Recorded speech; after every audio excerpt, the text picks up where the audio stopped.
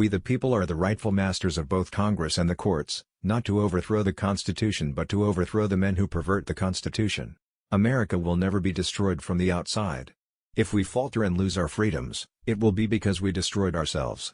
I see in the near future a crisis approaching that unnerves me and causes me to tremble for the safety of my country.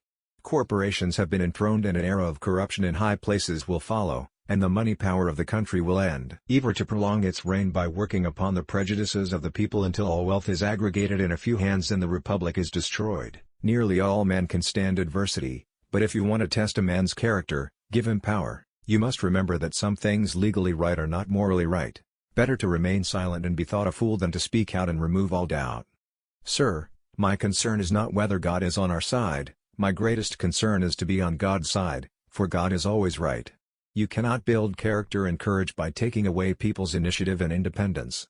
You cannot help people permanently by doing for them what they could and should do for themselves. In the end, it's not the years in your life that count. It's the life in your years. This country, with its institutions, belongs to the people who inhabit it. Whenever they shall grow weary of the existing government, they can exercise their constitutional right of amending it, or exercise their revolutionary right to overthrow it. Character is like a tree and reputation like a shadow.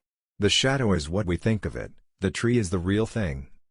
Give me 6 hours to chop down a tree and I will spend the first 4 sharpening the axe. Things may come to those who wait, but only the things left by those who hustle. I believe the Bible is the best gift God has ever given to man. All the good from the Savior of the world is communicated to us through this book. You can please some of the people some of the time, all of the people some of the time, some of the people all of the time, but you can never please all of the people all of the time.